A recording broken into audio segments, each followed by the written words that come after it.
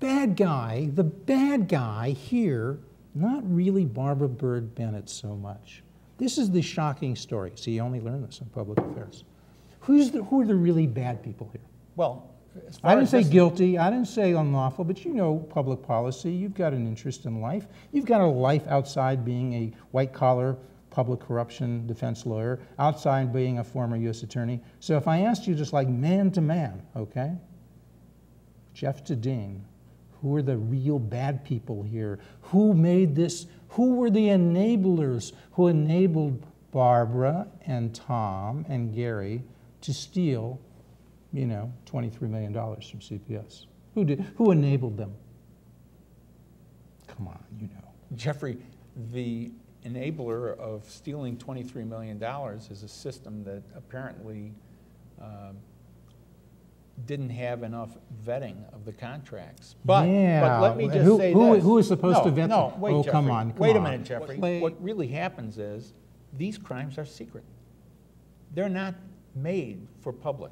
Oh, but we know what's conduct. going on. But you're a smart guy, and you know what's going on. You know what goes on with campaign contributions. You know how politics affects the law and in the real world.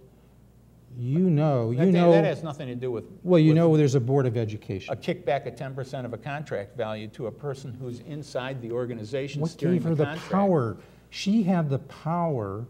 She had the power to have, as a superintendent, a sole source, single bid, sole source, no bid contract.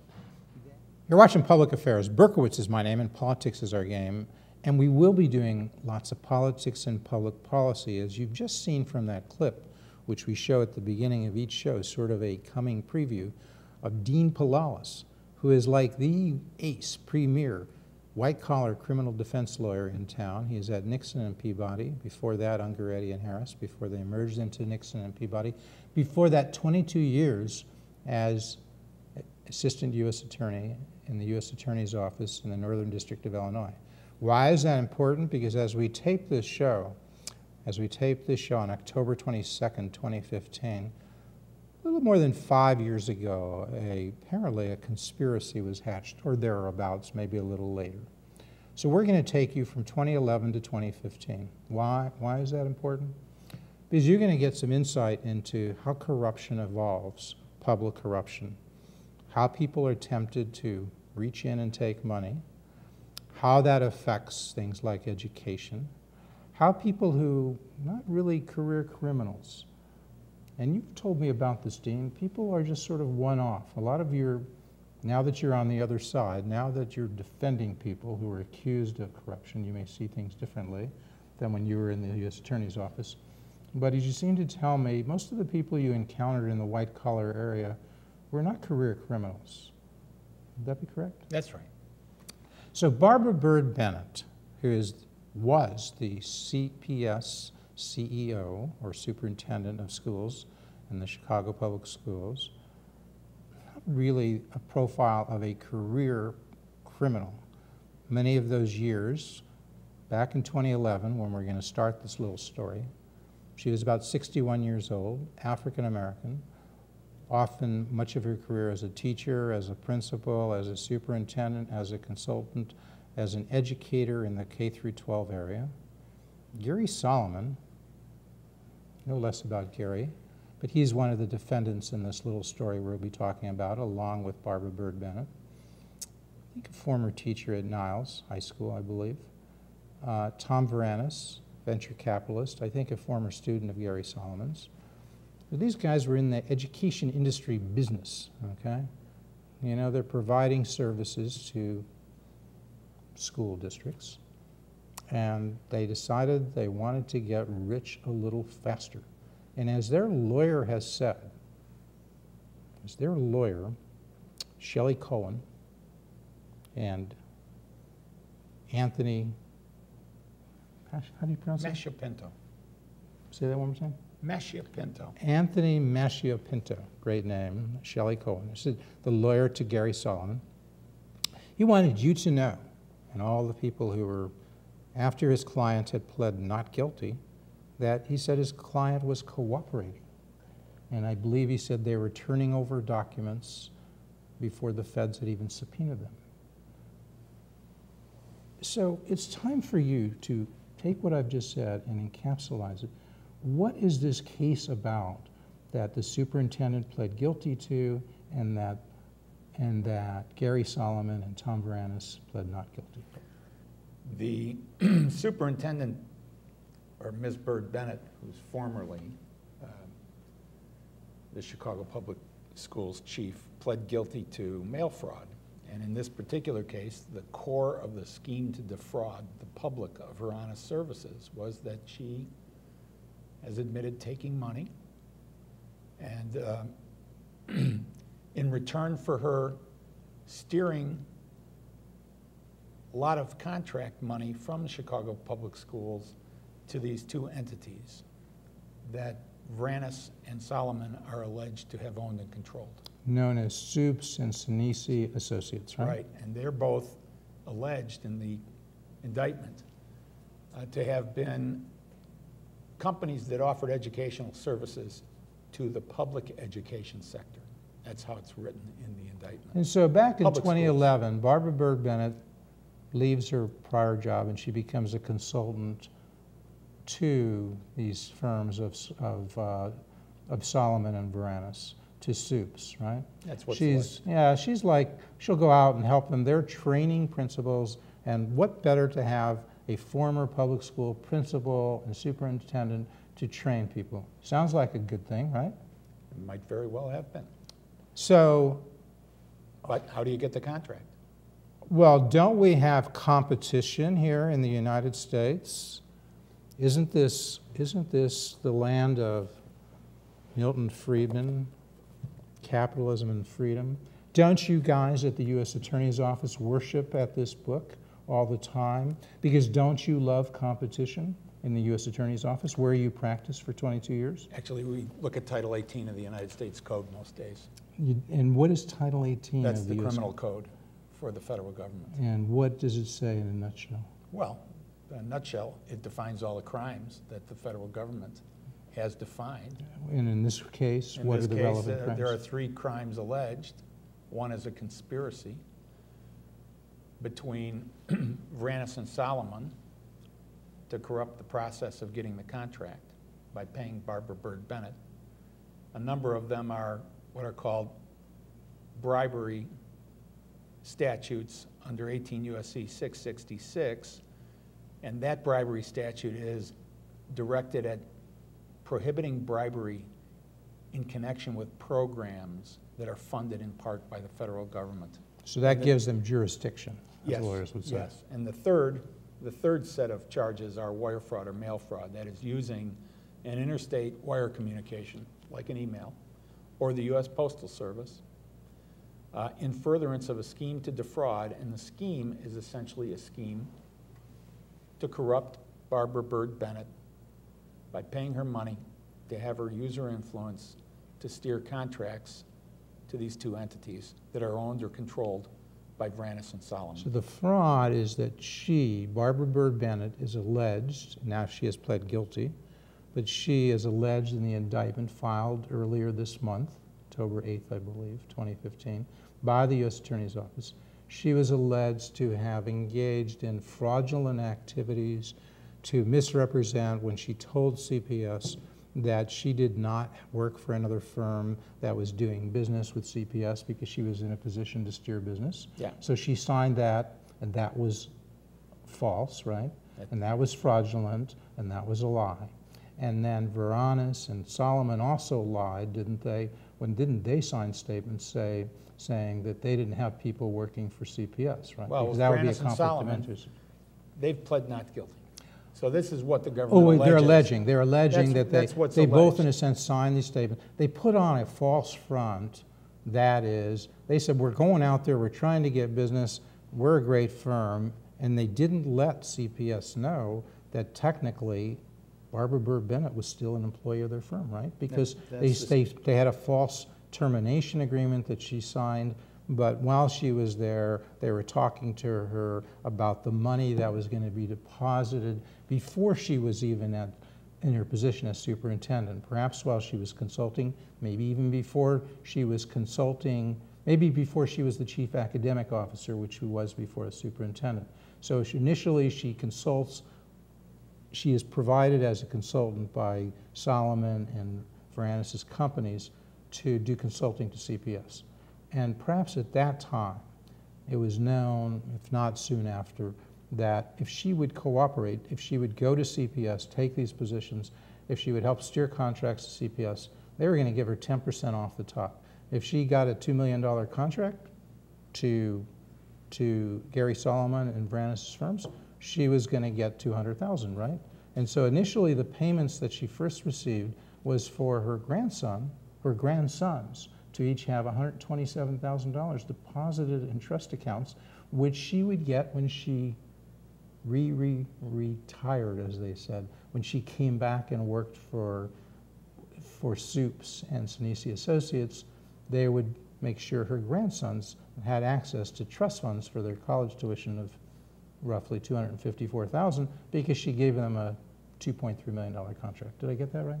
That's what the indictment says. That's what the indictment says, Yeah. and that's what Barbara Verbena has pled guilty to all of guilty. it. She's got a plea agreement. You looked at the agreement. Yep. That means she's given up all her rights to dispute this, to go to trial, to appeal. She gave up all that stuff, right? Yep. And what did she get? She didn't just like say, oh, I had like this feeling. She apologized when she said she was guilty after she came out of the court. She apologized to all the kids. They deserve much better. That would be like the understatement of the year, Barbara, right? What she got was an agreement by the federal government to recommend a certain sentence. What would their sentence have been if they did not, if she just pled guilty and there was no deal? Tell us, pretend you were her lawyer and you're explaining to me, Barbara Verbena, say, okay, I'm going to plead guilty, I'm not going to fight. What's going to happen to me? Tell me. I'd rather take it from the point of view of the prosecution. Oh, the prosecutor. You're more comfortable being the prosecutor. Well, I don't So you're like, I don't want to you're suggest working with what Zach I would. Farden, who's the U.S. Attorney from the Northern District, and you and Zach are chumming around, and you're having a drink after work. No. And Zach says, okay, what's going to happen to Barbara? And you tell him? No, actually, what I was going to say was that in the normal case, the guidelines that were passed by the United States Sentencing Commission after a reform of the laws in the 1980s set a range of sentence that's presumptively reasonable for different kinds of crimes. These are only advisory. The judge can just do whatever the hell he wants pretty much, but the sentencing guidelines are looked at by the prosecutor's office when they make recommendations, and their sentencing guidelines are also looked at by the judge when he decides. That's right. Because the idea... The judge in this case would be? Judge Chang. He is a U.S. District Court judge appointed by the President of the United States, right? Yes. So, for life. He can't get more independent than that. Actually, I think it says during good behavior. Well, during good behavior. When's the last time we saw life. bad behavior? Yeah, by a judge. Right. Who judges that? As the Pope said, who am I to judge? Congress. Okay, it's another story. So these guidelines are presumptively reasonable, and they present a range. Okay, so let's get to the point. So what do the guidelines say? And Barbara's done this, and she's alleged to have done this, but she's pled guilty. What is she getting? Well, before she starts getting a deal. The range that was calculated is 135 months. So that's like 13 years. And up. And up. Because the maximum for this kind of violation, they say, when they read this, is 20 years, right? Well, she pled to one count. Each of these counts could get her 20 years, right? Each of the mail fraud counts could get her 20 years. She pled guilty to one count, and they dismissed the other 22 counts, right? That's right. They dismissed the So she got that. Because the 20 years is in excess of the amount of the guideline that they calculated. 13 years. So that's plenty of So she says, oh, I could get 13 years, but Barbara's not doing 13 years, is she? Why? Well, Barbara's sentence is going to be determined by the judge. But at least the plea agreement that you read. But the plea agreement indicates that if she continues to truthfully cooperate and provide truthful testimony, that the government will recommend at the end of the day that she receive a departure from the low end of the guideline range. Instead of a break, right, and saying her cooperation in investigating or prosecuting another serious offense the offenses of Varanus and Solomon in this case, Right.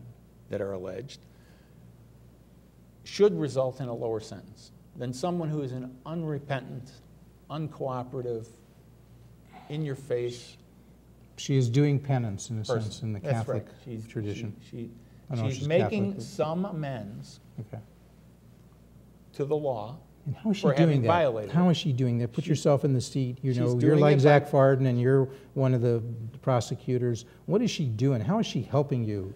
You know, what is it, how many attorneys work in the U.S. Attorney's Office in the Northern District? 100, 120, something like that? Yeah, around 120. Assistant U.S. I think attorneys. they're still understaffed a little bit. All right, but so she's helping those guys. What's she going to do? She's going to put Varanus, she's going to give him then the goods, so in case these guys don't plead guilty, you know, they could use what she's giving them to, you know, put Varanus and Solomon away for a long, long time. Well, she's going to testify. Because She's they agreed to face testify probably truthfully. 13 years, right? And so she's going to testify.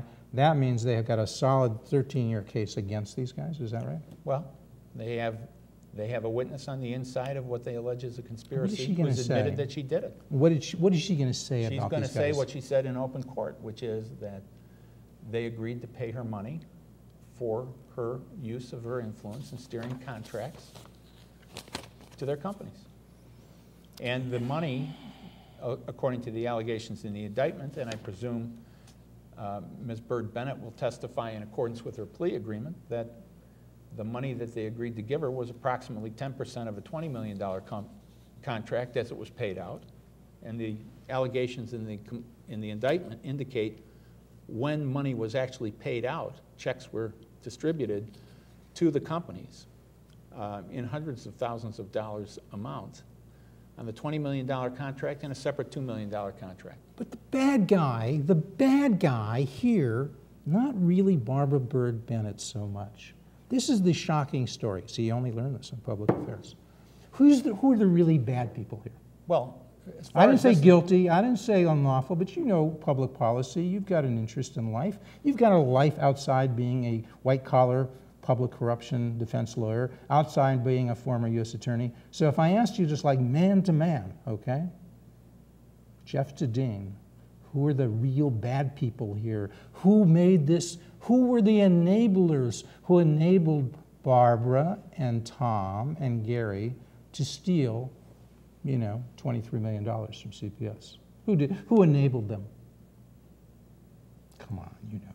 Jeffrey, the enabler of stealing $23 million is a system that apparently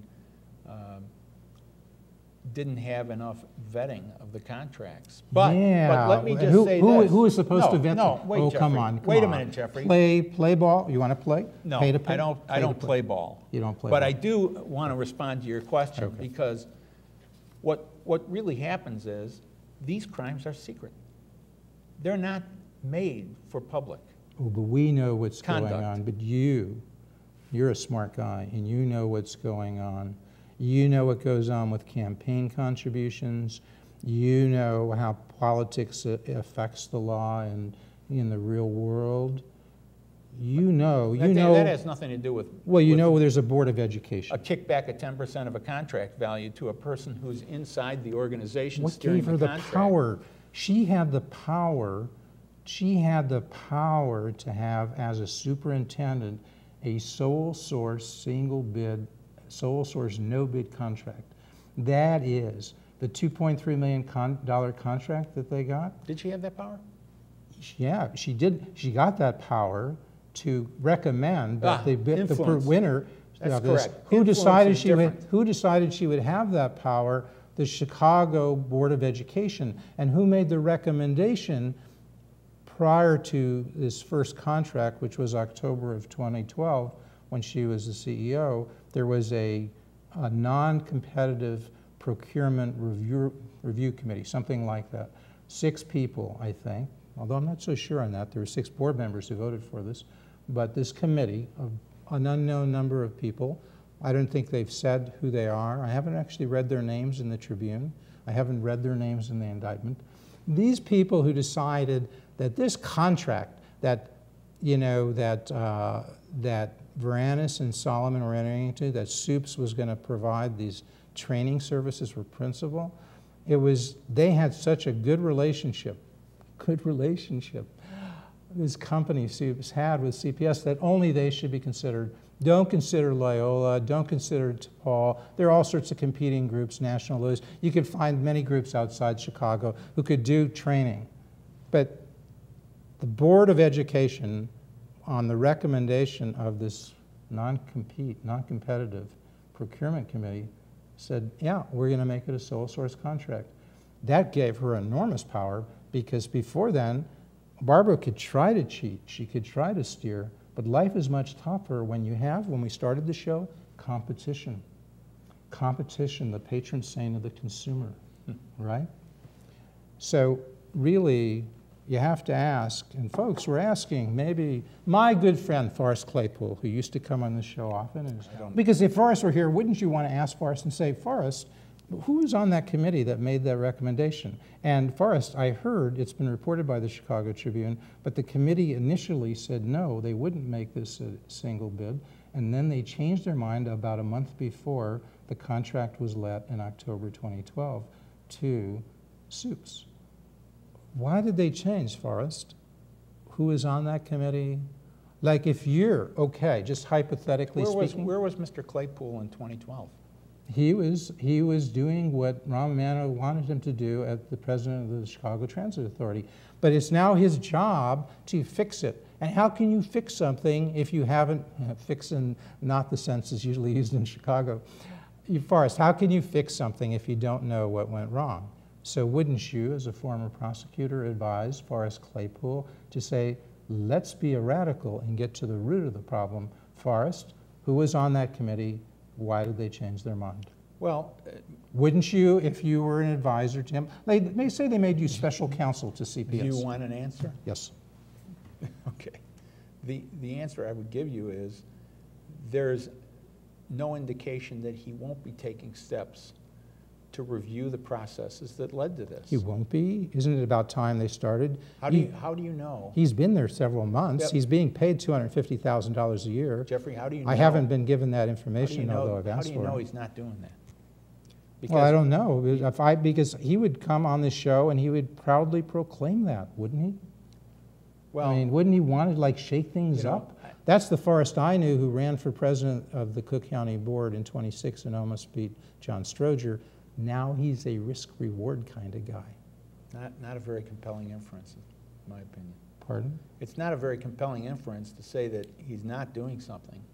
Okay, I don't know. He might be going to work every day. Yeah, he might be. He just doesn't want to tell Jeff about it. This is one of the things that you don't shoot first and ask questions later.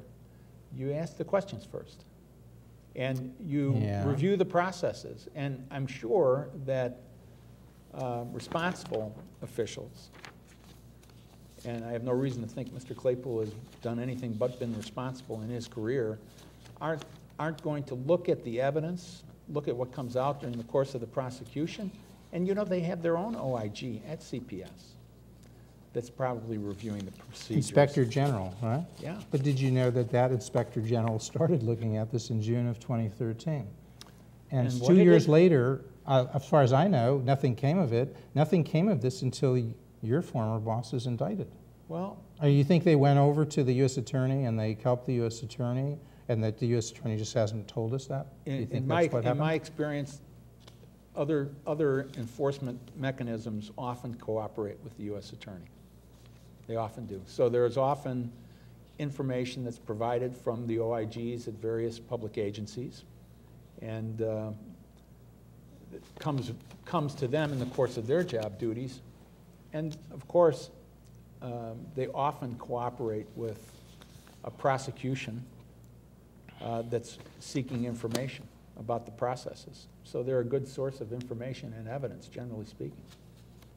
Well, okay, so you're saying, Jeff, just hold your fire, hold your powder. Right. Probably what Forrest is doing is looking into this and finding out why the Inspector General from June 2013 to March 2015 had not done anything that we know of. Do we know?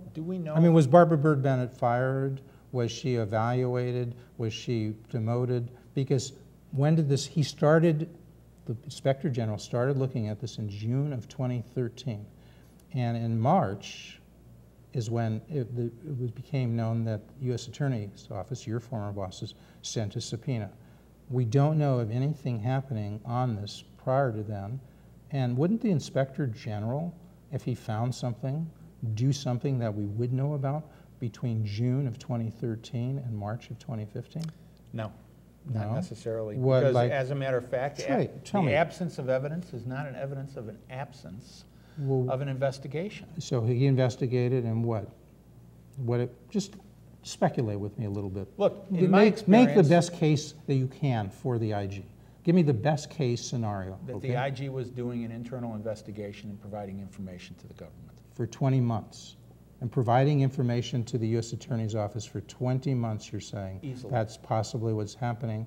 Yes. And that's, and what do you It suppose that, could very well have been. okay. I mean, these investigations, Can the Inspector General come They do over take now? a Can the long Inspector time. General come over now and tell us about this on Public Affairs? I don't know what their internal rules and regs are with respect to disclosing materials like this. I don't know. You know, there was an election. Do you remember the election for mayor? Which one? Well, the most recent one with Chuy Garcia and Okay. Rahm Emanuel. Sure. When was that? Wasn't it? It's kind of interesting. Wasn't Last that right? year, right?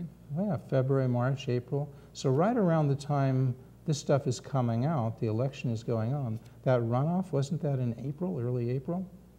Well, imagine that. How time Just flies. hypothetically speaking. So if you're the IG and you got this explosive stuff and you actually let it go, let it out, made it public in April, when Chuy Garcia is running against Rahm Emanuel, well, there's no evidence that Rahm is implicated yet.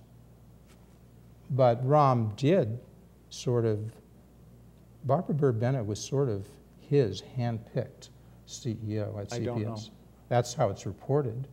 And she replaced the prior person, Jean-Claude Broussard, who was also recommended by Soups. And so Jean-Claude Broussard was his hand-picked. Because Rahm picks the school board, appoints them, and then they kind of do what Rahm wants. That's the benefit of picking your board. Now, I'm not saying that's bad, because my point to you is you want to stick and focus on the law, and I respect that, and I understand it. No, I'd like to, But public policy. well, public policy is different than drawing inferences from an absence of evidence. You can argue your public policy points with respect to Okay. what you currently know about procedures for letting contracts, and every agency has different procedures. And they're periodically reviewed, and Okay. no matter what you do, if somebody's corrupt in a process and wants to pay for influence peddling, that's usually secret and Well, difficult to ferret out. The bad guys that we know of, Barbara Byrd Bennett, because she's pled guilty, so that's indisputable, right? She wouldn't dispute it. She Right. admitted it under oath in front of Judge Now, Chang. and Varanus and Solomon, they have pled They not pled not guilty, guilty, and they're presumed innocent. but their lawyer has said they were cooperating. But what does that mean? Yeah, well, what does it mean? Because You tell me, because you're the lawyer. you indicate that, you indicated to me that the attorneys made a public statement after the return of the charges that their clients were cooperating. Right. Now, that can mean a number of things. What does it mean legally? But most basically, it means they're providing requested information. What they want to do is present favorable evidence, and they may have a defense. They may have tried to present it before the prosecutor makes a decision, so that the prosecutor thinks twice about returning charges. Now, in this case, the prosecutor returned charges. Okay, but